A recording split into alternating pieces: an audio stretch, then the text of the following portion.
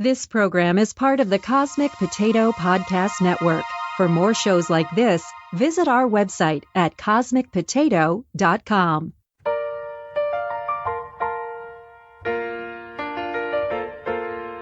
Listening to music all day long at your boring, mundane work. The radio plays the same 5 songs. The DJ is a jerk. Wouldn't you like something new? Why don't you listen to the World War G podcast? What is it? I'm certainly glad you asked. We'll talk about your favorite pop culture and whether it's gonna last. You should check out the World War G podcast. Movies, comic books, and video games, and cartoons we loved in the past. You should download the World War G podcast.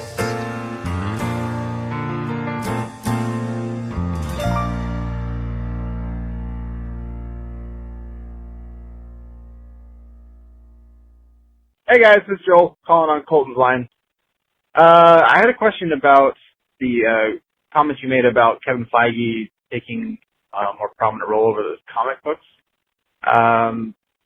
I'm just curious, you said that they were kind of separate, and the movies took from the comic book stories, and now that might be convoluted, but made me think about how closely was Avengers Endgame to like a comic book series. Where do they stray? I do remember years ago you were talking about the guy who would be Crossbones, and you said to AJ, oh yeah, he's going to play a big part in Civil War before the movie even came out, even for Blackbeard. And Colt's like, what do you mean? I'll tell you after the episode. So you seem to have known that something was going on, I think, because of the comic book. So that just got me thinking, how close is the whole Endgame series? Did they get an idea, then finish it off with Thanos and all that stuff, or how closely did it follow the comic books? Okay, thanks guys. And welcome to World War G episode 240. I'm Troy. I'm AJ. Okay, so just heard that, well, you heard a couple things. Yeah. You heard my special little theme song for this episode. Because we are going to spend quite a bit of time talking about Cheers. Because we both had a chance to watch the entire series in its entirety. Mm-hmm. Yeah, we'll get to that in a little bit. But for right now, you also heard Joel asking about the Marvel movies as related to the comic books and how closely do they tie together? Yeah. Specifically like Infinity War and Endgame. Yeah. I was going to say, for additional content to this Cheers episode, or our salute to Cheers. Yeah. You can go over to our YouTube channel, because you've also created not only did you do a song, but you also did a video. Yeah. Yeah. Kind of an intro to the episode. Mm-hmm. Yeah, if you follow us on Instagram, I already posted it there. So if you follow us there, you got to see it first. Yeah. But right after the episode, I'll throw it up on YouTube so you can check it out. So we kind of mentioned last week that Kevin Feige has taken over Marvel Comics as a whole. And we started talking about how we were worried that now the comics is going to just follow the movies instead of vice versa, where the movies, for the most part, was kind of pulling from stories from the comic books. At least drawing influence. I wouldn't say following it verbatim, right. Beat for beat, but for the most part, you could kind of get a general idea. I mean, and they've done this with television shows and with everything. They've always drawn inspiration. Well, I was primarily referring to even the Walking Dead and some of these other ones. Mm-hmm. But yeah. Yeah, it you'd kind of done a little bit of research. Yeah, so in regards to Infinity War and Endgame, just really quick here. So at this, most of Infinity Game takes place Infinity War / Endgame. Yes. You just combine the two. I did. Because you basically have to watch them together. That's true. They go hand in hand. You can just call it Infinity Game. Boom. It also sounds like a James Bond movie. Which that just finished filming and is going to be in theaters in April 2020. But, yeah. So, yeah, most of those two movies follow the Infinity Gauntlet graphic novel or comic series that came out from July to December 1991.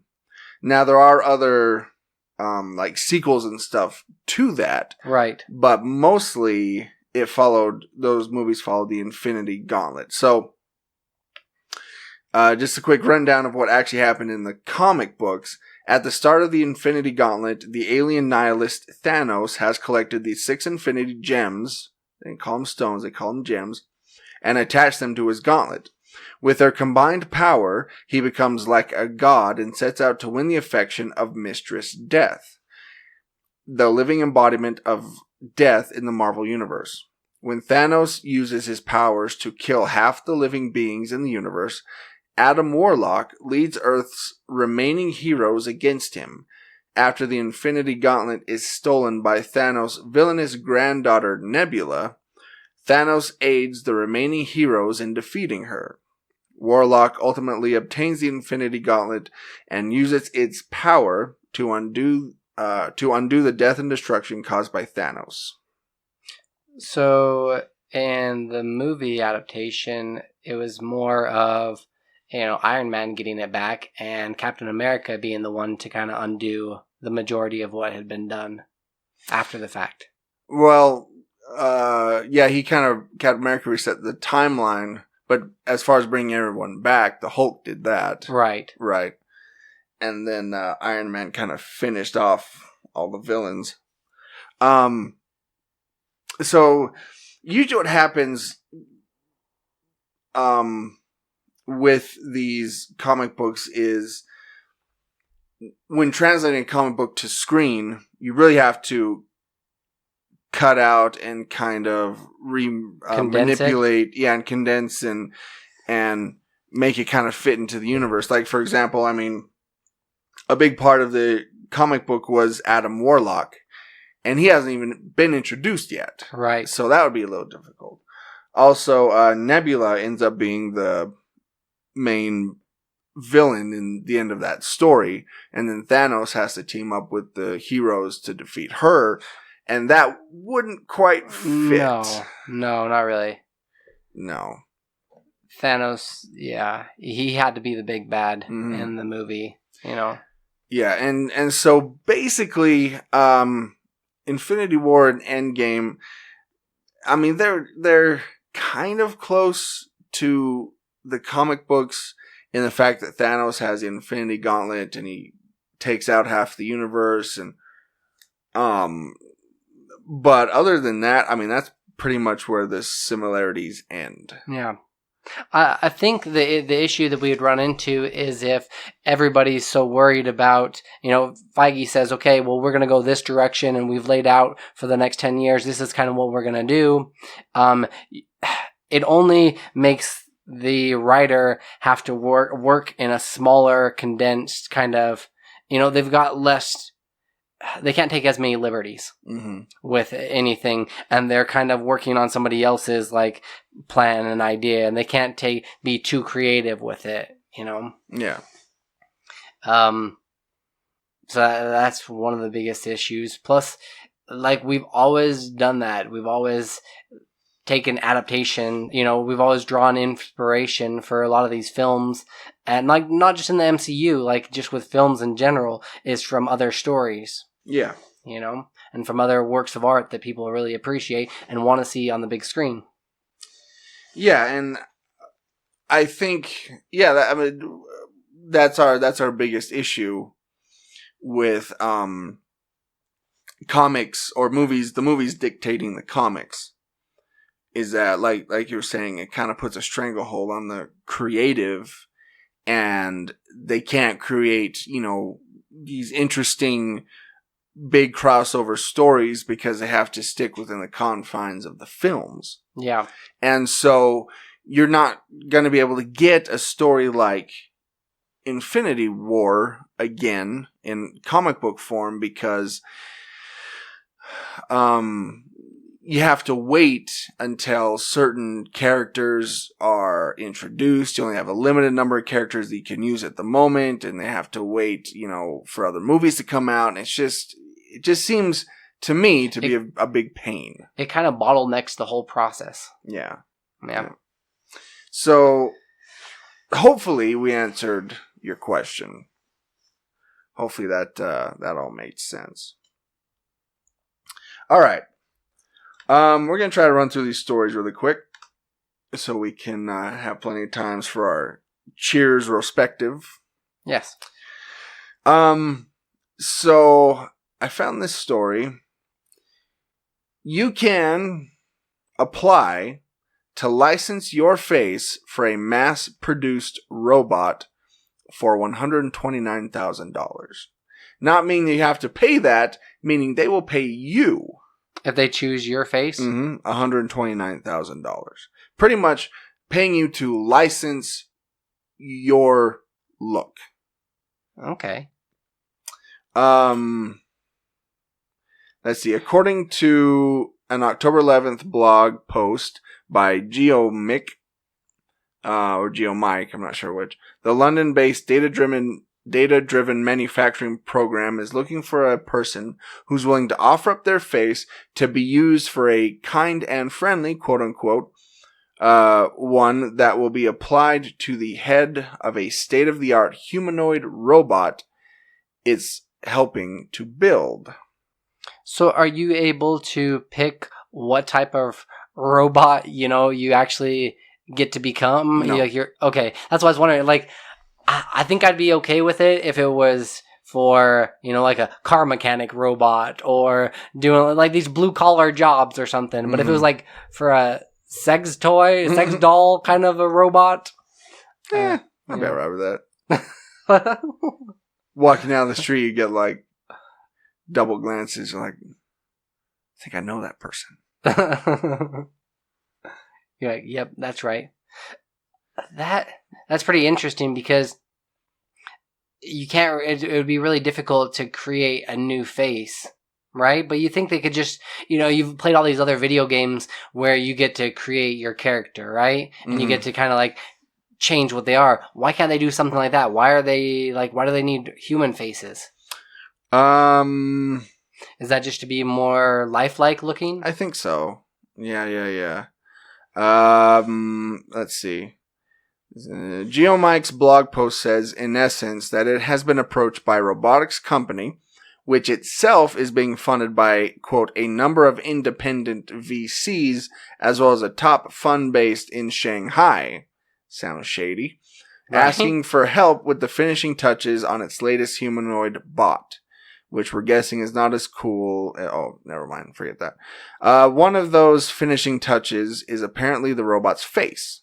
And now GeoMike or GeoMick has taken to the internet to find somebody who can offer up their pleasant mug as its basis for design. I'm going to apply for this. How much do you get again? $129,000. Yeah, okay, yeah. If they pick you. I'd probably do it for like $20 and a Happy Meal. But I will license my image away for $129,000. Yeah. That's fine. Yeah. I'm alright with that. Plus, with that kind of money, I can get a new face. Booyah. Tired of this one anyway.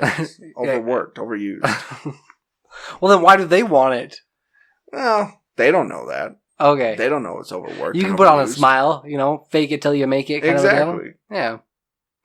Speaking of mugs, Supernatural star Jensen Ackles' debut album with Steve Carlson is coming out this November. Oh, goody. Since he's kind of finished up Supernatural, he's decided to move on to other projects, and why not, take to the music scene? Sure. Right? This album is going to be called Sounds of Someday, and I've heard the first track. And? Not so good? It's generic. I don't know. Much like Supernatural. Much like Jensen himself, it's generic. Yeah. Yeah. It's always difficult for a celebrity to kind of move on to other projects, but typically they do that with like film projects, right? Yeah. They don't really jump ship and go to another like genre entirely. Not usually. Although the Supernatural fan base is so rabid that I'm sure they'll eat it up. Oh, for sure. Yeah. Although, who was it that did a Christmas album not too long ago? I kind of wonder what sales were. Wasn't it Spider-Man? Yeah, right? No, I know Spider-Man did it, but I thought there was a Star Trek star. I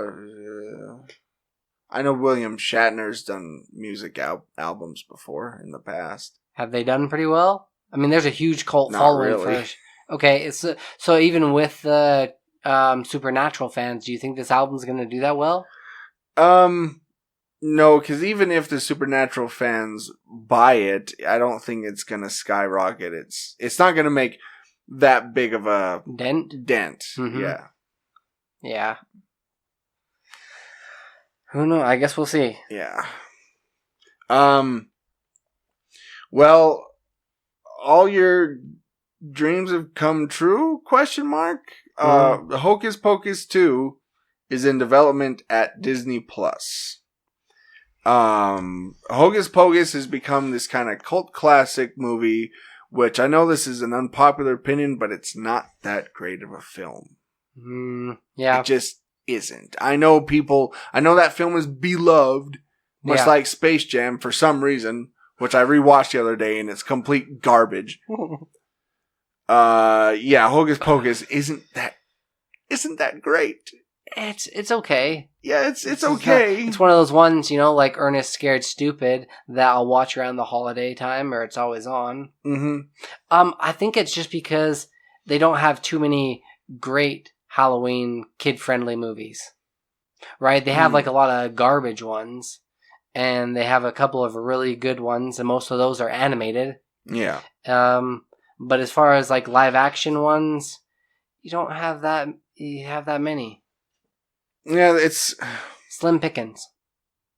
That's true. They have a few like those Disney Channel original films. Halloween Town. Yeah. I'm surprised another adaptation of that hasn't happened yet. It's gotten quite a few. I think it's all like they've done like 3. Yeah, they've done 3. Yeah. I'm just saying recently I'm surprised it hasn't happened yet. Because much like Hocus Pocus, that has also become this weird cult classic that everybody has to watch every year. Yeah. Nope, that's an animated one. I was going to say the Charlie Brown one, The Great Pumpkin. Yeah, but that's true. That's also not Disney. No. But I wasn't thinking just Disney. I was just thinking good, solid, cult classic, kid-friendly movies. Gotcha. Nightmare Before Christmas. Yeah, animated. Oh, I'm thinking live action. Live action. Besides that one and Ernest. Yeah, you're right. Monster Squad. Yeah. Monster Squad. That one's kind of been forgotten though. What's the kid that played in like the original, like the first Stuart Little movie where he's a vampire? Little Vampires or something? Oh yeah, that Jonathan Lipnicki? Yeah. Yeah. Nope. Yeah, no, there's not too many out there. There's not too many. So I think that's why everybody's kind of like said, "Oh, it's one you have to watch." Mm-hmm. Well, and Freeform does their 31 Days of Halloween movies, and like on Halloween itself, the entire day they're playing Hocus Pocus, the entire day for 24 hours. Oof. It's a little overkill. It's a little much. Yeah. Yeah. That, like, there's not too many. Yeah. Speaking of movies that you can pass on. Yeah. Gemini Man stands to lose $75 $5 million. A lot of that is because of their budget was so huge for the, for the 4K and for the special effects and Will Smith's face. Mm-hmm. That took up a lot of their budget. And how much did it cost to make? It's probably 100 and something, right? Yeah, it was said to be 140 million. 40 million? Yep. Yeah. 140 million. Wow. And it's going to be losing. It's not even making that back. Which that in today's market isn't that big. It's not that hard. No. Yeah. There's a lot worse movies that have. But here's the thing, though. This isn't going to hurt Will Smith's career. No. No, I mean, at this point, he's so big that he can't fail. Even though this movie was not that great, he'll still keep getting work. Right. Same with the director, Ang Lee. He'll still be getting work, too. How do we... Don't they see this and say, maybe he's just an okay actor? Well, at this point, I'm just, it's Will Smith. I mean, he's such a massive star that... Name recognition. Yeah, and people aren't going to blame the film's success on, or lack thereof, on him. Or the director, which is crazy to think that they get a pass. Yeah. Yep. They fail upwards. They don't fail down. How do they get the M. Night Shyamalan effect? Where they're just more of a...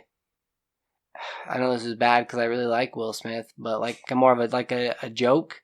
And you're just oh, don't get him, Well, the thing what happened with M. Night, or Night as he liked to be called, is that he tried to do the same thing over and over and over again. Every movie had to have a twist. Exactly. And that he kind of became a parody of himself. Right. Whereas Ang Lee and Will Smith, they don't do the same things over and over and over again. And so people think, well, this one didn't do so well. Well, maybe his next movie will do better. Yeah. Yeah. Okay.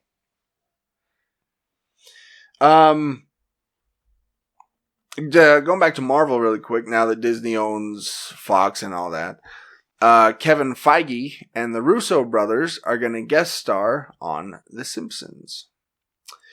According to TV Line, Avengers Endgame directors Anthony and Joe Russo, along with Marvel's newly appointed Chief Creative Officer Kevin Feige, have signed on for guest starring roles in the latest season of The Simpsons. Feige and the Russo brothers are set to appear in the long-running animated sitcom's upcoming Avengers theme episode titled Bart and the Bad Guy, which is scheduled to air on February 23rd. I did get a chance to watch the episode 666 or episode 667, however you're counting it, with The Simpsons, their Halloween episode. Treehouse of Horror? Yeah. Yeah. And it was okay. I think that's almost... being on The Simpsons is kind of like being, or... what do they even call it? For SNL. Being like the announcer, or what do you even call that? Guest starring on SNL? But where you actually announce everything, skits, and kind of lead off an episode of SNL. Are you talking the host, or are you talking... Being the host, yeah. Okay. It's kind of almost like a rite of passage with being on The Simpsons, Since it's been around forever and a day, everybody knows about it. You can kind of look back on it and be like, yeah, I got put on The Simpsons. Mm-hmm. So it's a rite of passage in the animated world. I guess that's true. Yeah. You kind of know that you've made it, if you can be on an episode of The Simpsons. And you kind of know if you've made it as far as acting goes, if you've hosted SNL. Yeah, I can see that. Not really that it's anything big deal. It's just, it's kind of cool to say. Be a big deal to me if I was on The Simpsons. even as Apu's sidekick or something for an episode. I mean, George Clooney was once on South Park as just a barking dog. He didn't have any lines. He just barked. Yeah. Like a dog. I can do that. Please. See, I can bark. Boom. Man, are we that hard up for cash? Troy? Someone hired me to bark like a dog. Please. I'm a voice actor. You know, I can do these things. Call of Duty Modern Warfare that just released recently, a couple of days ago, gives gamers an official sick note that they can use to get out of work. Speaking of voice acting, a friend of the show, Chad Michael Collins, is in Call of Duty Modern Warfare. Yeah. I did purchase the game. I haven't gotten quite that far in the story, but they were saying that you can technically print out this paper that they, like, the creators have signed and said, like, please excuse these people. And it's crazy because, like, GameStop has always done for these really big games, they've always done an early release, right? If the game comes out on Friday, they're releasing it at 9 o'clock on Thursday. Mm-hmm. This is the first one that I've ever heard of on GameStop is they actually were doing it at 6 o'clock. 7 o'clock is when they were allowing everybody to play this game. And it's definitely going to break some records. I wonder if anybody will use that or try to use that. Actually get out of work. Because it says yours since after, it says, please excuse, blah, blah, blah. It says, yours sincerely, Colin O'Duty. You're like, please, boss, it's my duty. Yes. I did have a couple of coworkers that purchased the game, and one of them was up until 3. Me, I got the game, I put it in to download, and I have a fast, internet speed, so that wasn't an issue. But, it had an update. It was a 1.03 update that I had to do, and it wasn't going to be ready until midnight. And so I'm just like, I'll play something else. And then just, didn't get a chance to play it that first night, even though it came out early. Yeah, at that point, you're just like, I'm just going to go to bed. Yeah. Play it tomorrow. Mm-hmm. Yeah. And that's exactly what I did. Yep. The one last story that I would... Man, we've done a great job of running through these. Yeah.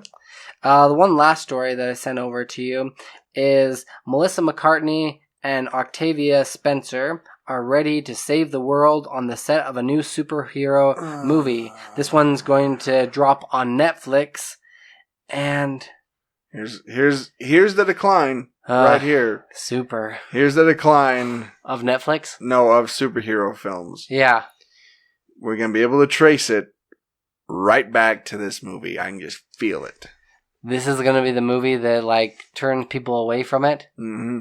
Because, I don't know, chances are it's going to be a comedy, I'm guessing. You can't have two comedic actors like that, do a serious superhero movie. So it's going to take the genre and they're going to make fun of it, and somebody else is going to do the same kind of deal, and then we're going to get, not another superhero movie like we did, not another teen movie, and it's going to be just parody movies. I hope that doesn't happen, but they're going to be two working women that get superpowers, wake up with superpowers. And did you get a chance to look at those? McCarthy. Right. Yeah, I did. I did look at them. In their defense, with the suits, they actually did a good job with not changing up the look to them. Yeah, it almost looks like super suits that you would see in Civil War, all the people or Star Trek or something. Yeah, no, the costumes aren't bad. Right. The costumes look professional. For bigger gals, it actually looks decent on them. They've done a good job with that. I don't know. I'm trying to find positives here, Troy. Okay, no, I get it. But yeah, this is what we're going to be able to trace it back to. Because we are going to start seeing more like cheesy superhero movies. And if, they can do it, then we can do it. Yeah. This to me seems almost like, what's that Hitchcock movie? Right? Which Hitchcock? Will Smith. Or Hancock. Excuse me. Yeah. Hancock. Yeah. Nah, he was in Hitched. So I was thinking Hitch and Hitch, Hancock, combining Hitchcock. the two. Yeah. I got you. Yeah. Yeah, I think Hitchcock was Infinity Game, wasn't he? Yeah. It was Hitchcock's Infinity Game. Yeah. But yeah, something similar to that, you know? Because I don't see them being as athletic of superheroes. No. More of kind of muscle and something hits them and then they... But they're not like in any of these pictures, they're not really like smiling. They're being kind of serious about the whole thing. Unless they're just kind of walking to the set. They're not actually filming anything. Yeah. Yeah. I didn't like that movie, Ma, and I haven't liked Melissa McCartney movie. No, I haven't liked anything she's done in a while. Yeah. Yeah. I'm probably going to skip that one. Same. Which they should learn, because she tried to do the reboot of like a Ghostbusters, right? Mm-hmm. Which got destroyed. So you don't think like taking something that nerds love and doing like a parody on it's gonna... Well, yeah, that's the thing. They're gonna get some backlash. Yeah. If they make this like a big goofy thing, just a big parody of superhero films, yeah, they're gonna get backlash. I'm gonna give them the benefit of the doubt, and hopefully they go more of the direction that what's his name, Seth MacFarlane did when it came to doing a parody with kind the of show. Orville. Mm-hmm. Yeah. Is if they do it like a solid movie where you're like, wow, okay, that was like really well done. They did a good job with it. Mm-hmm. Like, I mean, going back to Hancock wasn't really a bad film. No. Hancock was a fairly decent film. It had good action scenes and good effects. And, I mean, the third act with the whole Charlize thing was stupid, but... Right, where they always have to constantly find each other. Yeah. Up until then, it wasn't a bad film. No. The idea of, like, this drunk superhero that doesn't like being a superhero, but, you know... So he does it, like, more begrudgingly. Yeah. With great power, blah, blah, blah, you know. Mm-hmm. And his little sidekick kid that's, like, always giving him crap was hilarious. Yeah. Never heard the word asshole so much spoken in a film. Yeah. Man. It was like 35 times they said that. Okay. Should we get into this? Yes. But before we do, we need to set the mood. All right. So, give me 1 second. I went out yesterday and I made a couple purchases. Troy went out there and... Oh, man. Can I pour you a drink, my friend? Yes, most certainly. Oh, man. Now, I don't drink, alcohol or anything. Yeah. But in order to get kind of the same effect look here, got cream soda. Troy went out and got a couple of mugs, some Steins. The big glass mugs. Yeah. And got some cream soda. Man, I feel like Norm already. Right? Yeah. Oh, this is great. And these were the last two in the store. I went to Walmart, and these were the last two on the shelf, so it was like it was meant to be. And notice the pour, right? You got to have the tilt. And then right at the end, there we go. Boom. It's like you've done that before. So, cheers. Oh, yep. Where'd the cap go? Cheers to cheers. Yeah. Okay. Although we're dealing with a lot of electronics, so it's going to be more of a lighter... Yeah, very light. There we go. Cheers. Hang on, sip on that as we record. Pretty cheap, actually, for pretty decent mugs. Yeah. These are solid, dude. Mm-hmm. Classy. I like it. Feel free to keep that mug if you want. I've always wanted to be able to spin a mug like Sam Malone does. You know, where he was able to do it around the bar. Yeah. Like the whole corner. I've always wanted to try doing that, but I think I'd just like break something. Okay. So now that we're you've kind of set the mood. Got our props here. Yeah. I have an article I found, 30 things you might not know about Cheers. Okay. Now, full disclosure, I haven't finished the whole series yet. Okay. I'm on season 10. Thought I'd be able to get through the whole thing, but I haven't. But that's okay. I just, full transparency. It's a pretty daunting task. Yeah, and each season has like 25, 26 episodes. They're not short by any means. Yeah. So, number one, Cheers almost didn't make it through season 1. Out of the 77 TV shows that were on 1982, it placed 77th. Ooh, it was dead last in the ratings. Number Wait, 2. You said 77th out of how many? 77. Oh, wow. Okay. Yeah. Number 2, the Bull and Finch Club, on which Cheers is modeled, is now called Cheers. I have actually got a chance to go to that bar. Like, have you? Yeah, with my brother and my mom, like on a road trip. And the worst part about it is back east is the streets. They all just kind of like keep going around. Like, it's not as easy to navigate, and there's a lot of one-way streets. Mm-hmm. So you keep going around and you get lost, and then you're like, oh, there's the Cheers bar again. Oh, there. Yeah. I'd like to go there. Sit down and have a drink. Yeah. They're like, oh, hey, Troy. You're like, wait, what? Yeah. Walk in, everybody says my name. Troy! Norm! Like that's weird. Okay. Do they have like any memorabilia or anything in there? Photographs. Photographs? Yeah. Okay. There's a lot. Like, it's pretty identical. Because didn't they film... I know they didn't film inside, obviously, but kind of outside... Right, they took that. Just like before you see, a lot of the scenes, you'll see the outside of it before you go into the bar. But for the most part, yeah. All right. Number 3, Sam Malone was originally a football player. Ted Danson attended bartending school. Number 5, Norm and Cliff weren't intended to be regular characters. Much like Phoebe and Chandler in Friends. Same thing. Norm Peterson is based on a real guy.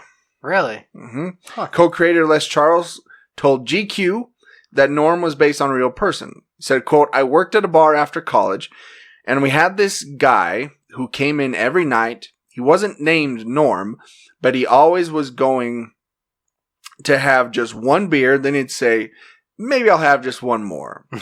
We had to help him out of the bar every night. His wife would call, and he'd always say, tell her I'm not here. Oh, geez. So, wow.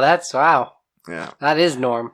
Norm's never-seen wife, Vera, is voiced by George Wendt's real-life wife. Throughout the whole series, you never see her. Except that one Thanksgiving episode where she got a pie thrown in her face. Mm-hmm. Yeah, and then... when she worked up at Melville's, you saw a little bit of her. Just slightly, but you never saw like the full face. Yeah, but both times it was played by George Wendt's real-life wife, Bernadette. Number 8, John Ratzenberger improvised many of Cliff's fun facts. He initially actually tried out for Norm. For Norm, yeah. Yeah. I don't know if that's one of the ones on there, but... Number 9, some of the dialogue came from real bar conversations. Like, what's the sweatiest movie ever made? Number 11, oh wait, did I miss one? 10. 10, Cheers wasn't afraid to tackle social issues. They weren't, which was kind of a big deal for back in the day. Yeah, the season 1 episode, The Boys in the Bar, in which one of Sam's former teammates announces that he's gay, earned writers Ken Levine and David Isaacs a GLAAD Media Award. Huh. Number 11, plans for an HIV scare for Sam had to be abandoned. Yeah, I'd probably shy away from that. Yeah. You know? Especially during the 80s and 90s where that was kind of running rampant. Yeah. Yeah. Number 12. Rhea wasn't the only Perlman on set. Apparently her younger sister Heidi produced more than 24 episodes between 85 and 86. Also, Perlman's father, Phil, played one of the bar's regulars named Phil. You know that old man that's always hanging around? Yeah. Yeah, that was her dad. Oh, okay. Number 13. This is one of my favorite facts of the show. Jay Thomas murdered Eddie LeBeck. When character actor Jay Thomas wasn't portraying Carla's Bruin-turned-ice show performer husband Eddie LeBeck, he was a host of a popular morning show in Los Angeles, which is actually what led to his character being killed off rather prematurely by way of Zamboni. A few episodes of recurring bliss, and then one day on Jay's radio show, a caller asked him what it was like to be on Cheers. Recounted writer Ken Levine, quote, he said something to the effect of, "It's brutal. I have to kiss Rhea Perlman." Oh, geez. Well, guess who happened to be listening? And Jay Thomas was never seen on Cheers again. Dang. Yeah. Be careful what you say. Also, did you notice at Eddie's funeral, the episode where he died, one of the guest stars on that show was Kevin Conroy. Really? Yeah. I didn't catch that. Yeah, he played a Red Sox baseball player. He was on 2 episodes. I didn't recognize him at first because he looked really young. Yeah. But then he spoke, and he had that and he was talking to Sam, and he said, like, "Hi, Sam," or, something like that. I'm like, that's Kevin Conroy. That's awesome. It's Batman. Number 14. A Cheers mini episode was produced for the U.S. Treasury. That was actually never seen. Huh. Number 15. And we've yet to see it. I mean, we've seen the Star Wars, Christmas special. Holiday special. Special. Yeah. It's on the DVDs, apparently. Okay. So if you get the box set, it's on there. Number 15. A lost scene also aired as part of the 1983 Super Bowl pregame show. Number 16. Ted Danson wore a hairpiece to play hair-obsessed Sam. I believe that. He had a lot of extra hair. His hair wasn't that poofy and that big. In the first couple seasons, yeah. I think in later seasons, though, it was just his hair. Well, what about the episode where he actually showed Carla when she was feeling really down? Or somebody was feeling really down, and he's just like, "Here, look," and pulled out his hairpiece. Did he? Yeah. Oh, I haven't seen that one yet. It's just it's towards the very end, but yeah, he actually shows her his hairpiece. Yeah, that's funny. Number 17. Viewers frequently complained about the volume of the laugh track, even though there was no laugh track. That's why at the beginning of every episode they say Cheers is filmed in front of a live studio audience. Right. That's why, because people were complaining. Number 18. The part of Frasier was written for John Lithgow. Let's see. Kelsey Grammer played Frasier Crane for 20 years. Wow. Know that? Because he also had his own, Frasier. Mm-hmm. And he's trying to play him again. Yeah. He's trying to get that made. Number 20. Tony Soprano's mom played Frasier's mom, too. Number 21.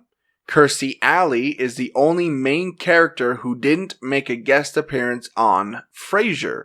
And do you know why? Why is that? She's a Scientologist and does not believe in therapy.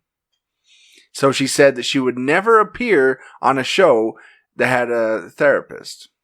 Again, obviously. Yeah. Huh. She doesn't believe in therapy.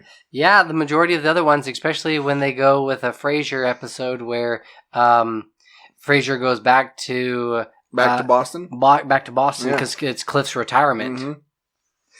You see like quite a few people. Yeah, they were all on there. She's the only one that never showed up. Which Norm was looking kind of... He'd aged, but not so well. Well, if you seen him now... Yeah. Yeah, they were all looking... Except for Ted Danson. He looks pretty good still. He does. Number 22. Frasier's dad... Oh, and Woody Harrelson. Well, yeah. Frasier's dad was magically resurrected for the spinoff. Well, Frasier's dad actually appeared on Cheers. The actor? Yeah. As that salesman? Yeah, John Mahoney. Yeah.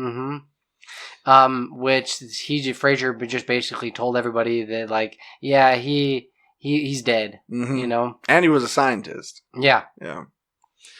And so did Roz. Roz appeared on Cheers in, like, season 11. Let me see. When Frasier talked about family on Cheers, you know, it says father also passed away. Yeah. John Mahoney appeared in Cheers' 11th season as a fast-talking jingle writer named Cy Flembeck. Which that was like such a funny episode. Because he kept doing like this jingle that was like to another like children's kid song. Yeah. I don't know. Number 23. Norm's first name is Hillary. So it's actually Hillary Norman Peterson. Yeah, I'd go by Norm too. Yeah. Number 24. That Woody played Woody was a total coincidence. Though many of the non-regular bar patrons' real names were used in the filming, that Woody Harrelson ended up playing Woody Boyd is by sheer coincidence. The character's name was written into the script long before any actors auditioned for the role. Well, Paul also plays Paul, or his actual name is Paul. Is Paul, yeah. Yeah. Number 25. Norm drank, quote, near beer. Near beer. The bar on the set may have been fully functional, but that doesn't mean the cast got to spend all day throwing back cold ones. Norm may have had it worst. As you take a drink. As the bar's a resident lush, he's rarely seen without a sudsy glass of beer in his hand. But what's really in that glass is near beer, a weakened strain of ale mixed with a bit of salt to keep a perfect head on the glass at all times. Ugh. Which Went, unfortunately, had to consume on more than one occasion. It would be kind of interesting to calculate, and I'm sure somebody's probably done that, see how many, if he were to have on average, you know, because Norm's an accountant, so, you know, but if he were to have on average this many beers in this many hours that he was there, like, how many beers he actually consumed. Yeah. I'm sure it's out there somewhere. Number 26. The show helped promote the idea of a designated driver. They did, because what they would do is have one of them, you know, Norm, because they always put names into the hat, or, you know, the names into there, and draw one person out that couldn't drink, and then everybody else would get drunk, and then that person would have to drive him home, and Norm would always, like, you know, find a way to get out of it, to cheat. Yeah. That was a funny bit when everybody wrote down Norm and put it in the hat. He wrote down Frasier. Number 27. Sam and Diane did get married at the end of season 5. Because Cheers was filmed in front of a live studio audience, the producers had to occasionally trick the audience so that show developments weren't leaked.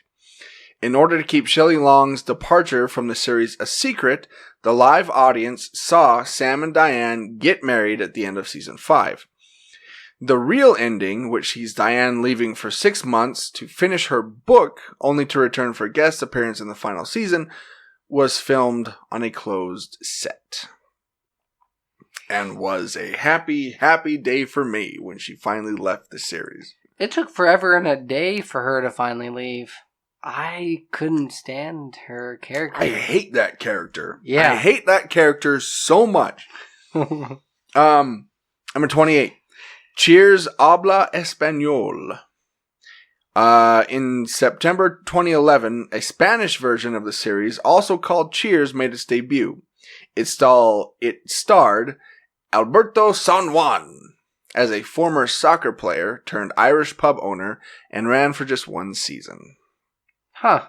I never thought of like other countries, doing their spin-off version of it. But like, I mean, even like The Office and other shows we've stole from, That's true. Like the UK. Yeah.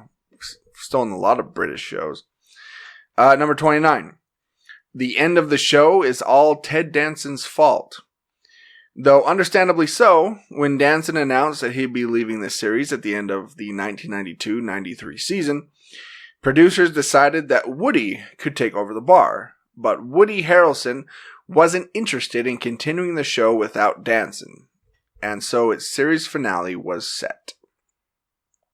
I'm glad to see that's when it it ended all right. It didn't run too long that it became redundant. Yeah.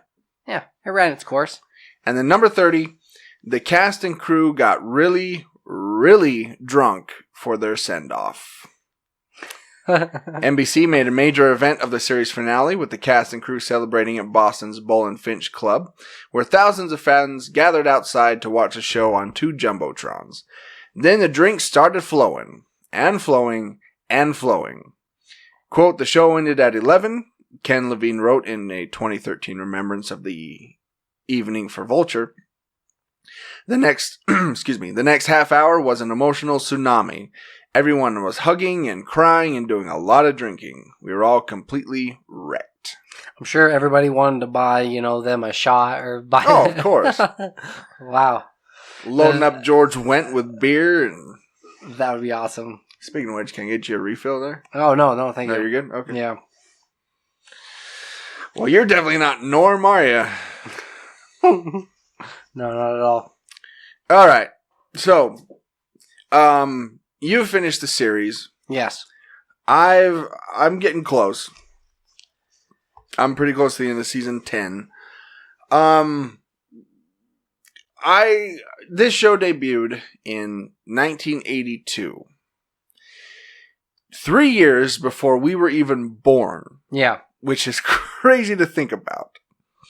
It ran until 1993, and so I remember watching an episode here or there growing up. Same. I never sat down and say, oh boy, Cheers is on, because I was a child, but I do remember watching it occasionally, just kind of flipping through the channels and seeing an episode. I always remembered that the end credits, for some reason, scared me. Because I thought I saw something in the end credits in the picture that they showed. I don't know. I was a weird kid, but it freaked me out. But now, having watched 90% of the show, I don't know if it'll go down as one of my favorites of all time. Yeah. I really thought the show picked up after season 5, once Diane left. Yeah. Because that whole romance between Sam and Diane just took over everything. It really did. It took over everything else, and kind of they had to incorporate that whether it was a love-hate or whether they were upset at each other or whether they were together. Just about every episode, if not every other episode. You know? Yeah, and then once she left, and then they started focusing on other characters, on Norm and Cliff and Rebecca and Carla. Then the show, I think, really got interesting and really got good. Yeah, agreed. Even though Sam and Rebecca did eventually have a thing, I did like that for most of the time Rebecca had no interest in him at all. Which was refreshing.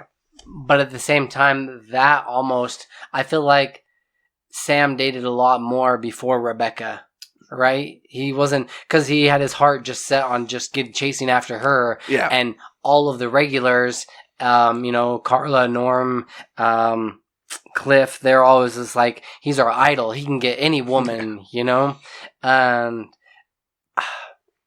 the other thing that I was like really worried about like happening to the series, but let me first get to one point. Yeah. I was going to say, which is weird that like I only watched an episode here and there of Cheers because I remember growing up and watching like Gilligan's Isle, but that came out in like the late 60s. Yeah. But this one just kind of, I don't know, it wasn't my cup of tea. My parents didn't really ever watch it, so I didn't really watch it. I don't remember seeing it that much. But the other time that I thought that the series was going to take a dive or diminish a little bit was when Coach had passed away, which they really didn't give him his due diligence or a proper send-off. They didn't.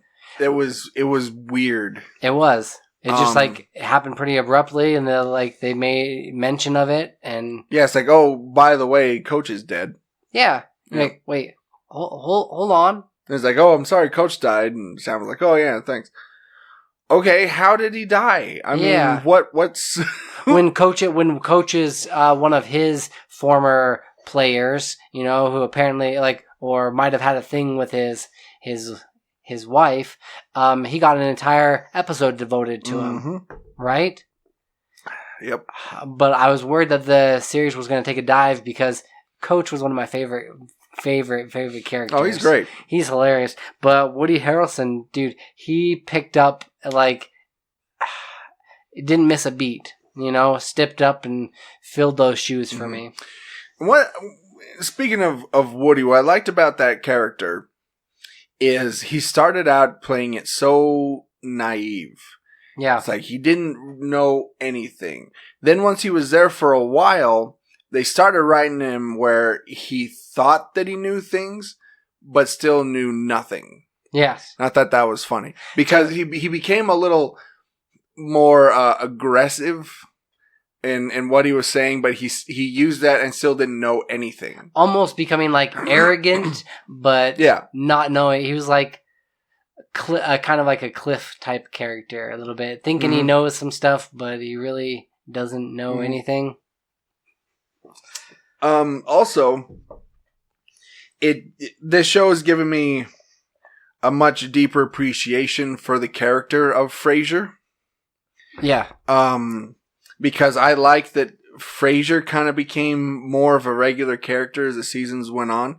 He became one of the guys. He actually started, at first they didn't like him and he was kind of standoffish and, he thought that he was way better than them, but then they even included him in a couple of their pranks. Mm-hmm. It kind of became on that side of the bar. It was Norm, Cliff, and Frasier. Right. After a while. Yeah. And then even to the point to where him and Lilith could be on the other side of the bar and actually hold their own. Mm-hmm. You know what I mean? They were there.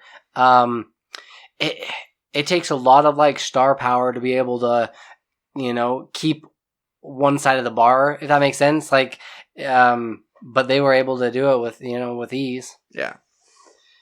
I do think that Frasier almost, because I've also finished Frasier. Mm-hmm. I do feel and we can talk about this more once you've had a chance to finish it, but he kind of, because he was around, started being around his brother Niles, he kind of started to revert back to his older former ways. Where he wouldn't have a drink with his dad, and he loves sherry and he doesn't love beer. Yeah. It took a real turn for me, and it took a little bit getting used to it. When I remember, back in his Boston days, how much of a party animal he was, and then he became kind of more of a tightwad. He did. He kind of, yeah. Which I think worked for that show, worked for Frasier. Yeah, if you hadn't seen Cheers, though. Yeah, because he was a lot more loose and, like you said, just one of the guys on Cheers after a while. Right. Especially in these last couple of seasons.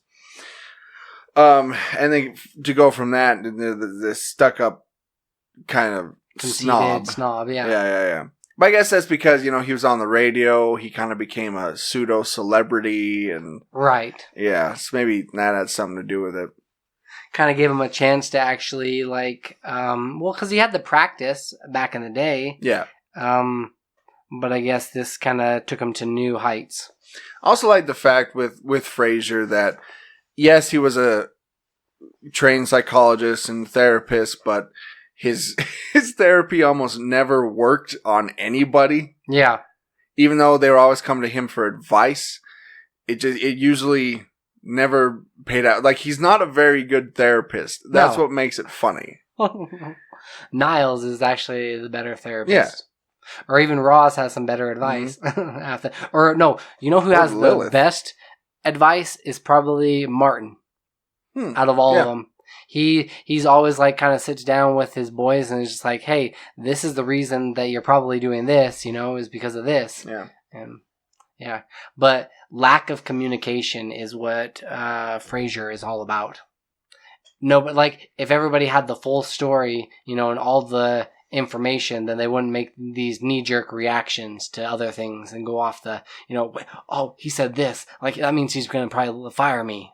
Yeah, there was a lot of assumptions going on. Mm-hmm. But that's where you get the calm in sitcom. Yes, for sure. And also you get the sit, actually, because they're situations. Yeah, how about that? What? We just figured out. We broke the code. Do you have any favorite episodes? Favorite episodes of Cheers?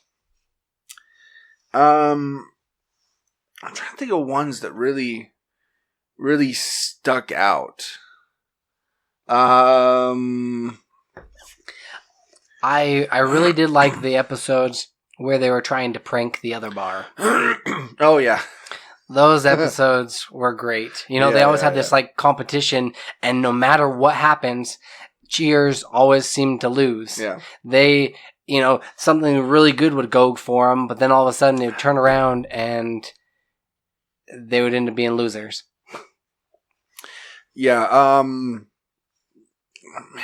I can't think of any specific episodes. There was one I just recently watched where Sam and Norm and Cliff and Frasier went on that little road trip. Yeah. To discover their inner hairy man. And then ended up breaking down in the desert. That one was pretty good. I also like the episodes where they had Harry Anderson, who's kind of the klepto. Oh, yeah. Those episodes were really funny. Whether they were playing cards. Yeah, it's kind of the con man. Mm-hmm. Yeah. I wasn't too big of a fan of Woody's romance and when he was engaging and talking with the family, but there was one episode but there was one episode in particular that I really liked about his grandmother, pranking him. I don't know if I've seen that one yet. When he goes to the house and his grandmother, he thinks that he saw Kelly's grandma die, or that she was a ghost. I guess I haven't seen that one yet. Yeah. No. Man, again, I'm trying to think of a specific episode. They do kind of all mesh together. Yeah. That Thanksgiving one that ended in the food fight, that was pretty good. The one where Eddie dies. Because I knew that was coming, so I was kind of looking for that episode. Right. Okay, top 3 least favorite characters. Least favorite character. Okay, we'll do, and then we'll next do our top 3 favorite characters. Okay. Number 3, starting from least worst to worst. Yeah. Number 3, Carla's first husband, Nick. Okay. Any episode that he was on, he's just this greasy slime ball. Yeah. He was really slimy. I didn't like him. Even his Nick's woman friend, who she was kind of an idiot. She's like, "Hi, gang at Cheers." Yeah. And I hated the way that Nick he talked like this. Carla, Shut up. Man, he's annoying. Yeah. Then number 2 was actually Carla's son. The one who gets married really young. Because when he got older, he started talking like his father too, and started doing this, and yeah. And you could tell that it was just... So what you're saying is you basically don't like Italians. I'm not a big fan of the tortellis. All right. Which they did have a spin-off, a 1-season spin-off of the tortellis. Oh, geez. Yeah. So Frasier wasn't the first spin-off, it was the tortellis. Huh. That wasn't even one of the 38 facts that we talked about. Booyah. And then, of course, number 1 is Diane. Yeah. That the pseudo-intellectual, the whiny, pouty neediness of that character. I love Sam. I hate Sam. I love Sam. I hate Sam. It's like, oh my God. Yeah, it was so annoying. It was bad. And the fact that she could never pick up on social cues. Everyone thought she was an idiot and a nerd, and nobody liked her, but she never really got that, and she was a buzzkill. Yeah.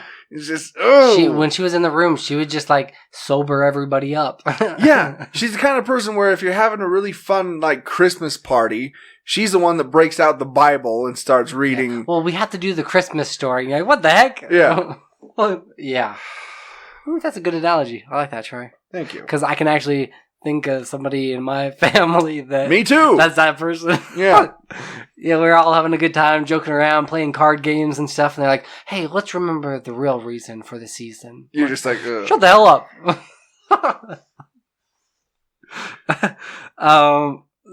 So, my top 3, which are different, Roger Rees, or Robin. Yeah. I couldn't stand that character. He was like, I don't know, because it's also other movies that I've seen him in. I've just never liked that actor at all. He was kind of like sleazy. He also like was really rude to like Rebecca, who Rebecca didn't make the cut, but she would have been 4th on my list. Really? Yeah, I just didn't much care for her. But you've got... I don't mind Rebecca that much.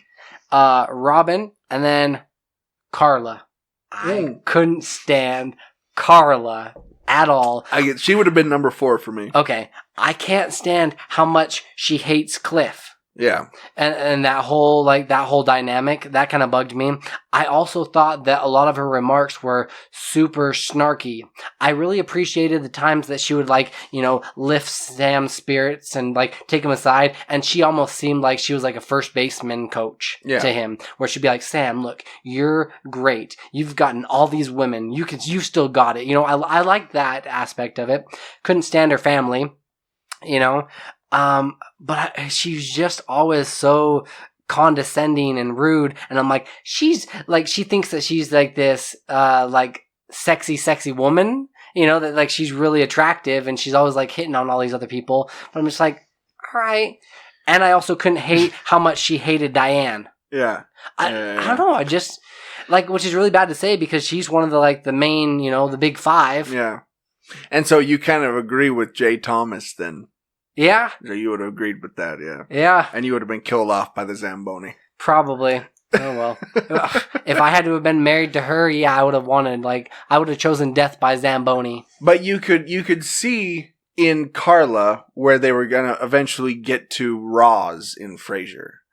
It was a woman that was basically owning kind of her sexuality, which was more of a male type thing. Right. She was the one that was always sleeping around, and so you could see that kind of we don't get to Roz without Carla. Right. Although I think Roz is a much better character. Absolutely.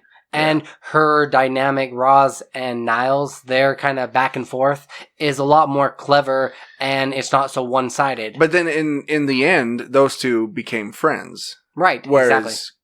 Cliff and Carla never did. No, not even when, not even on that episode where Frasier goes back. Yeah. She still hates him and can't stand him. Yeah. And then number 1 is Diane.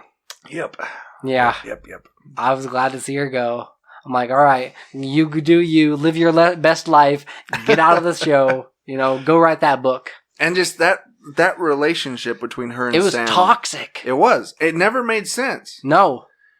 I mean, they ended up, when he first proposed, the first time he proposed to her, yeah, was in a courthouse because she was, had him basically arrested on charges for assault.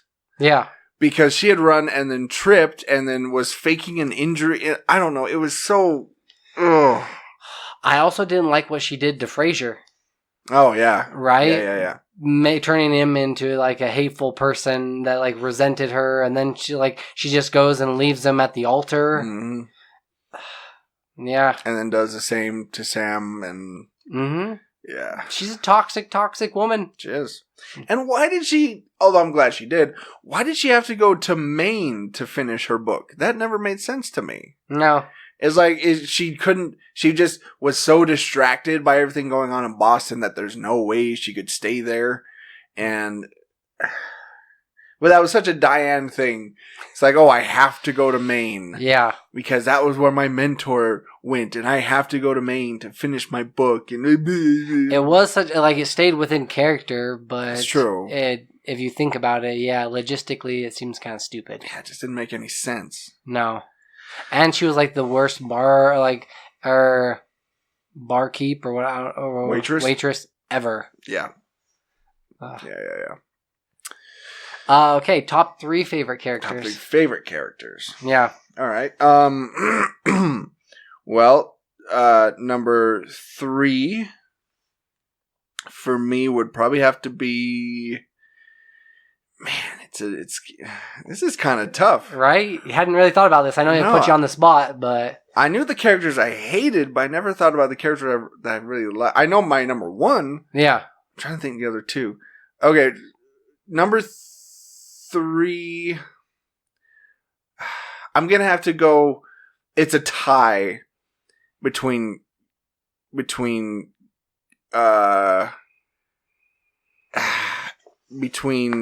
Cliff and Woody.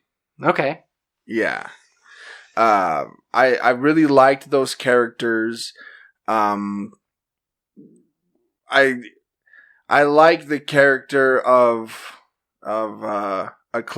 Cliff because I always liked John Ratzenberger. I think he's really funny, and I like the fact that a lot of those facts he made up. Right. Or that's a lot of stuff because he was right on a lot of stuff. Like he had a fact about the Ninja Turtles on one of the recent episodes I saw where he goes, "Yeah, a little known fact that that actually started as a comic book." I'm like, yeah, you're right, Cliff. Yeah. And then Woody, his night. He's a lovable podunk from a small town kind of a kid trying to make it in the big city. Yeah. And he's made for a lot of comedy. I like just how freaking stupid he is. Yeah. And I like his... Which you've seen, Woody Harrelson, and he's a fantastic actor and has done some, great roles. Yeah. But he played such a perfect character, and this was, because of this, it landed him so many other jobs. Mm-hmm. Yeah. He's become probably the most successful member of that cast. Oh, yeah. I would say. And then number 2, I would have to say Frasier. Okay. Because I like that character. I can relate to that character. Yeah. You're saying you've had a Lilith in your life? Uh-huh. Yes, I have. And when he talked to her and said, "Okay, yeah, no problem, honey," or sugar pants, or whatever he called her, chopped salad sometimes, and he hang up and he just dog on her right after he hang up the phone. I'm like, yeah, I can relate to that. And then number 1, I gotta go with Norm. Yeah, I relate to Norm on so many levels. The fact that he just bounces from job to job, which I've done in my life. What the one staple in his life has always been, is not his wife, it's been Cheers. Yeah. Yeah. Where he just sits in the same spot and just drinks. I can relate to that. Yeah. Sitting here, though I don't drink alcohol, but I can down a 12-pack of Pepsi pretty quick. And the fact that he just doesn't care that much about anything. Yeah. Like, he's just, I was going to go to a job, I decided to come here instead. It's like, yeah, I get that. I get Norm. He's very relatable. He is. Like, if I ever went to Hogwarts and became a wizard, Norm Peterson would be my Patronus. Okay. Yep. For myself, I think Norm would probably be number 4. I didn't like the way so much like him dogging on his wife constantly. I thought it was kind of funny where he's like, "Oh, tell her I'm not here." But I really liked that like Cheers was his staple, and also how he would even like just make fun of Cliff. Like he was like best friends with him, but at the same time he could also like joke about it and laugh. And I also loved the fact that like, it kind of started out initially as just kind of a thing that they would do where it's like Norm and then Norman, and it became a regular thing. And I've always wanted, like a place like, okay, I've been to quite a few different bars like locally here, but I've always like wanted a place that, that place where everybody knows your name. Everybody knows your name. Yeah. I'm like, he'd be at about 4 for myself. I'd have to go with Sam Malone as number 3, but not the Sam Malone in the later seasons where he's kind of like chasing after Rebecca and he's not so much of a like a horn dog. He kind of starts to lose it. He does, and he doesn't. Like, he's not as successful. No, women. But I loved it in the first couple of seasons where. Not gonna lie, I like flirting. I enjoy flirting. I was gonna say you are the Sam Malone of this podcast. Oh. If I'm the Norm, you're the Sam. As Troy says that with a drink in his hand. Cheers. Cheers. I think that he's like way witty and way sharp, and like even though he's a little bit like he's more of a seasoned veteran, that he can still get the ladies, and he enjoys flirting. And as do I. So that would be number 3. Frasier. I love his whole, like we were talking about earlier, I love his whole development and how he kind of comes into his own. And, at first he's not one of the crew. And then by the end, like he can say whatever he wants and he can do whatever he wants and people respect his opinion. And I don't know. He really became like, a regular in my mind. Like when I think of Cheers, like he's definitely one of the crew. Yeah. My favorite character is Woody. Woody, really? Yeah, Woody Boyd. I just he's pretty endearing. Really catches on like to the bar business pretty quickly. And I also like that whole story where it's just like a kid that comes from nothing and you hear some of his like stories and you're just like, man, he like seriously, like I bet his whole family probably has like 5 teeth between them all, kind of a deal. And like all his family was always getting injured by something. Yeah. Hit by a tractor, buried under a pile of potatoes or something. But I loved it because like Frasier did the same thing where he moved from a place that was comfortable and moved to somewhere where he didn't know anybody and, I guess his family, but like he uprooted himself entirely. And I liked how Woody did that as well. And he also kind of like, I like that whole, father-son relationship between, Sam and Woody, where he kind of took him under his wing. Yep. Yeah, those would be mine. But Coach would be right there too in the mix. He was just so naive and so funny. And for me, Sam would probably be in my number 4 spot. Okay. Because he was also among everything else. He was and is a good boss. Right. Of all the other bosses and people that have owned the bar, even when he sold it, like, he was definitely the best boss of them all. He was. I mean, he gave people time off if they really needed it, and he didn't, let Norm rack up his huge bar tab. Yeah, the giant bar tab. Yeah, and he was a really good boss. He was stern when he needed to be, but also like pretty lenient and one of the guys. Yeah. And that's another interesting thing about the characters of this show. Yeah, they were all pretty flawed people, but at the end of the day, they all had things that they were good at. Yeah, Woody was an idiot, but he was a good bartender. Yeah. Same with Sam. He wasn't the brightest bulb in the drawer, but he's a womanizer and all that. But Carla could get like a tip, like could basically get tips out of like anybody. Mm-hmm. Yeah, so they all had their better attributes. Yeah, they all had their ups and downs. Yeah. Should we say out of five beers? 5 beers. What are we giving this one? The series as a whole? As a whole, yep.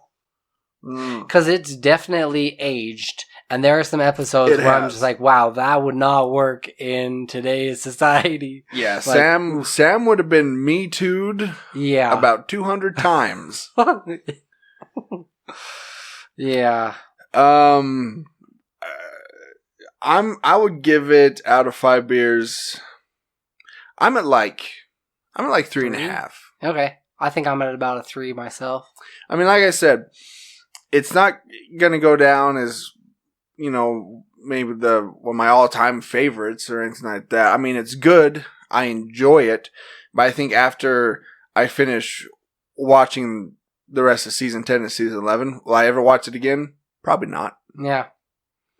Yeah, and for me, like, when I was watching a lot of those episodes, I would be doing other things. I'd be checking my phone. Yeah. I'd be like, doing laundry or just put it on kind of as background. And it was, although now I am trying to like find a couple of new shows to watch because having finished Cheers and this one, it's just like, well, what's my new background noise?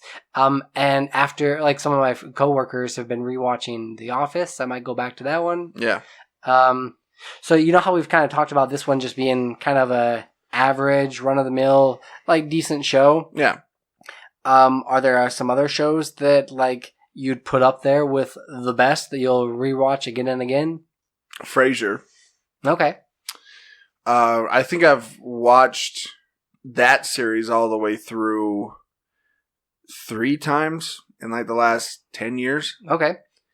Same with, like, Friends. Same with Friends. Yep. I've gone through that one countless times. Don't you own them? I do. They're not here. My niece has them up in her room. Okay. That one. For myself, it's a short and sweet one. Firefly, but I could watch that again and again. I've probably seen that at least like 8+ times. Star Trek: The Next Generation. Okay. For me. I think that's about it, though. Yeah. It's difficult because, like, a lot of the times these shows will either run their course and then continue on, but you want something that's, like, kind of compact, but if they can go for a long time and be good about it, I don't have an issue with it. Yep. But it's kind of difficult finding that perfect balance. Yeah, I agree. Nobody called us to talk about their favorite episodes or characters or anything. Huh. Which is fine. Whatever. Troy's not holding a grudge. No. I'm not bitter at all. Do you think that, like, many of our listeners have seen this show? I'm sure we have listeners like the guys over at Cosmic Potato. Oh, yeah. They're older, about a decade or so older than us, maybe more. I'm sure they watch Cheers. Okay. I didn't bother to call, but that's okay.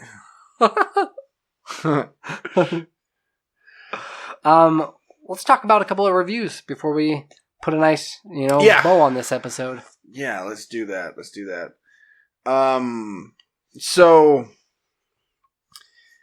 I saw the current war. Yes.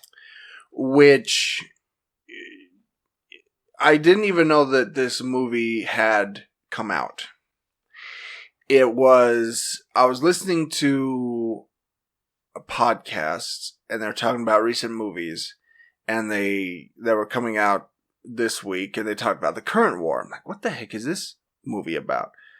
And they said, oh, it's a movie about Edison and Nikola Tesla and it stars Benedict Cumberbatch and Tom Holland and Nicholas Hoult. I'm like, what the heck is this? I never heard of this.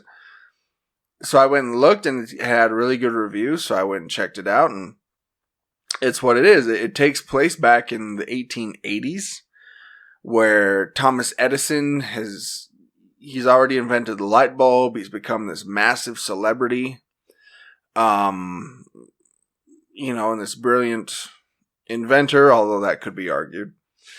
And then, you see Nicholas Tesla comes into town. He works for Edison for a little bit, but he gets kind of screwed out on some money, and then he kind of goes off on his own. And then there's another character named George Westinghouse, who is kind of the owner of this rival electric company who wants to use AC current, and Edison's using DC current. And it kind of becomes a story of the first big feud between two rival companies.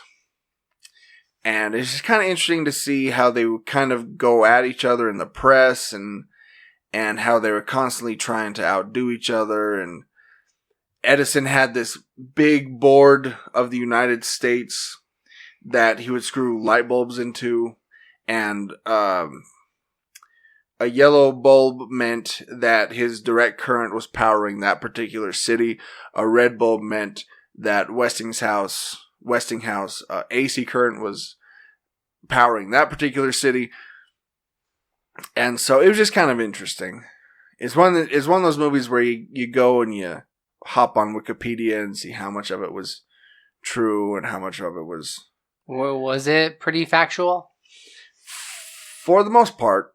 Okay. Yes. The fact that Edison had a hand in creating the electric chair, but tried to distance himself and say that he hadn't actually done that, but there were papers that were found that was his consultation about the chair, and yeah, there was a bunch of stuff, how he was killing animals with electricity to prove how dangerous alternate current was. That elephant, right? The elephant, yep. Yeah. That, if you ever had a chance to, have you watched that YouTube video? That's heart-wrenching. Yeah, and then you see that smoke start coming up from the ground. Oh. Yeah, it was bad. But it's got a great cast. Benedict Cumberbatch's Edison is really good. And so out of 5 5 light bulbs, I'd give it I'd give it 2.5. Okay. Yeah. It's pretty straight down the middle. Yeah, I mean, it's very much a talky movie. There's obviously it's not going to be any big explosions or anything like that. It's a very quiet film. It's a period film. So were they going after, was this Oscar bait? I don't know if it was Oscar bait. It probably won't be up for anything, but it's definitely a movie that I think is currently flying under the radar. Okay. I don't think a lot of people even know that this movie exists. So. Which is probably does them a favor, after coming off of Endgame.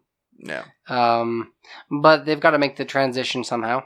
Yeah. Right? I'd like to first start out with a good film and then an okay film. So I'm guessing the good film is going to be Zombieland 2? Yes. Yeah. Zombieland 2 Double Tap. Speaking of Woody Harrelson. Right? who plays Tallahassee. The crew is back, and they decide to go to the White House. And they're living good. They're living large. The zombies are kind of at bay because if you're going to go anywhere and feel protected, it's going to be in the White House. But then, Wichita, who's played by Emma Stone, and Jesse Eisenberg, Columbus, their characters, because if you remember the last one, they kind of became a couple again. And in this one, they're kind of living together, but it's not quite so much, I would say marital bliss, but they're not married. But he does keep trying to propose to her, and using the Hope Diamond to do so. I mean, if you're going to use any ring, might as well. Yeah. So Wichita and Little Rock decide to leave and call it quits. But then Little Rock, who's played by Abigail. How do you say her last name? Breslin, thank you. Abigail Breslin, her character meets this hippie and decides to go off with him and leaves Emma Stone in the dust. So they go off together, and then they go off together again, kind of a deal. So then Emma Stone, Wichita's character, comes back to the White House to get some supplies to then go find her sister. Yeah. And, Jesse Eisenberg and Woody Harrelson's characters, they're like, well, we're not just going to sit by idly. Before we separate and go do our own thing, we're going to go with you and help find Little Rock. So that's kind of the story, because it kind of bounces back and forth between Little Rock and her adventures and what she's doing, making her way to this a safe haven, because she wants kids that are her own age. Yeah. She appreciates Woody Harrelson and him being a father figure, but she's in need of, she wants to experience life, and also be around kids that are her same age. And they end up going to this safe haven area that they actually symbolically, they take your guns and they melt them down and give you this peace. They're a peace, love, and hippie happiness, no weapons whatsoever. During the zombie apocalypse, they're just no, we're not going to touch guns. We're going to be above this, and, we're not going to do that. And it's really pretty funny. I do think they try to recapture the magic that they found in the first one, 11 years ago. Yeah. And I did feel Jesse Eisenberg's character, Columbus, doing the majority of the narrating. And also keeps going back to zombie kill of the year and zombie kill of the week and zombie kill, that got a little stale. But it did have some pretty solid laughs in it, and it was pretty clever. Especially when they, cause they make their way to, what's the place? It was Elvis's hometown. Graceland, yeah. They make their way that way and encounter two other characters that are pretty identical to them, but you've seen them from the trailer. Yeah. But the funniest parts were definitely in the trailer, really, which was kind of unfortunate. They had a couple of twists and turns that you weren't expecting, and Jesse Eisenberg's other love interest in the show is pretty dang funny. She's so stupid, and you're wondering how the hell did she survive during this whole thing, Well, she did survive in a froyo, freezer, basically. So, there were definitely some funny parts, but it wasn't the first one, And you definitely get an appearance from, what's the heck is his name? Bill Murray. But it's not in the way that you'd think. Because he was killed in the first one. Right. They kind of give him a little bit of they redeem his character, and give him more of a backstory. So All right. it's definitely worth a watch. And just making it easy here, out of 5 zombies, I'd be about a 2.5, borderline 3, right there. Like, it's pretty funny. It's worth checking out. If you loved the first one, you'll definitely enjoy this one, but you'll still be saying, like, it's no first Zombieland, you know? All right. The other movie that I saw was Jex. I've always liked the idea, especially after seeing the movie Her. Yeah. I've always liked the idea of, somebody falling in love with their technology and falling in love with an AI. You get the dynamic of the AI figuring out the human race and kind of figuring out things, and you also get the interesting relationship with having a relationship with your phone. This one stars from Workaholics, Adam Devine, and he plays this character, this kid that he's wanted to go into journalism his entire life, but kind of got stuck in this magazine company or this like internet company where they just basically do clickbait. It's this like top 10, like, what was it? One of the articles that he wrote was cats that look like Ryan Gosling. And so it's BuzzFeed. Basically. Yeah, he's working for BuzzFeed, which is not doing his journalism that he really wanted to do. But he encounters this one girl that works at a bike shop, and she's the love interest, and she's constantly like challenging him and wanting him to get out and experience life and live life. When you constantly see him, along with everybody else in the film, they're basically zombies looking down at their phones, or he was like one scene where he's like lying in bed. He takes a picture out of his window, changes a couple of filters, adds a moon, and he's just like, I love my life. I love love everything. Like life is great. # blessed kind of a deal. Yeah. Right? Yeah. So I liked that aspect of it, is because like so many people are stuck on their phones and always like wanting likes and always wanting clicks and, followers. And it's difficult to get away from that. And so she's kind of the love interest that's like, hey, how about you leave your phone at home? Let's go experience this. Let's go do these things. Let's live life.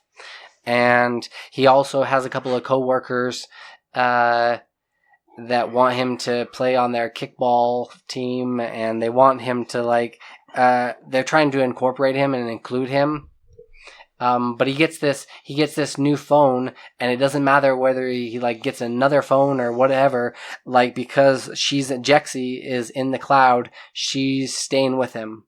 And she knows everything about him. And of course, he doesn't even like read anything. And it's just like, hey, would you like me to take all the information off your other phone and all of social media and all of your bank accounts and like everything, basically your life? Let me take your life and put it into here. And he's just like, yeah, he doesn't even read it. He just goes ahead and clicks like accept, like everybody else does. Yeah. And thus ensues, like, because at first she's helpful, and she like, even the phone is kind of like, well, I sent an email off to your boss that said like, hey, like, you should promote me, quit being such a tool. And it works in his favor. Yeah. But then because he takes some like pictures of himself, like he takes some pictures of himself, she takes those pictures because they're stored on the cloud and like emails them out to everybody. So she kind of does like it's a real dick move. Yeah. So, and then she's also has the ability similar to like Child's Play, the new Child's Play, where she's able to control other technology. She like starts chasing after him, and it's kind of funny. It has like some pretty good laughs. Other moments it was really stupid. I saw like a lot of potential in this movie, but it was no Her by any means. And in the end, it kind of like fell short.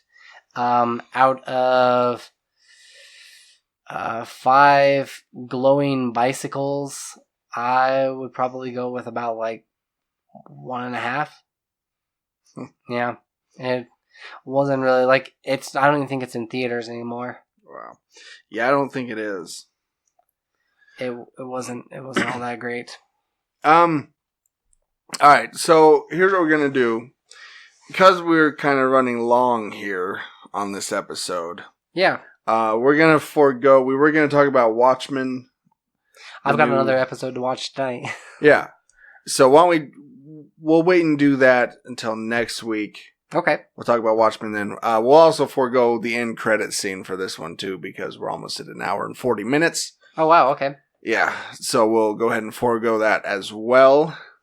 So here's where you can find us. You can listen to all of our episodes at worldwarg.podbean.com. We're also on iTunes, Google Play, and cosmicpotato.com on the social media. You can find us at facebook.com/worldwargpodcast. We're also on Twitter and Instagram. Just search at WWG Podcast. You can find all of our merchandise at shop.spreadshirt.com/worldwarg. You can also email us anytime. Day or night. At worldwgpodcast@gmail.com. You can also call or text the show on Joe's line anytime at 385-240-1692. So this has been World War G, episode 240. That has been AJ. That has been Troy. Stay geeky, my friends.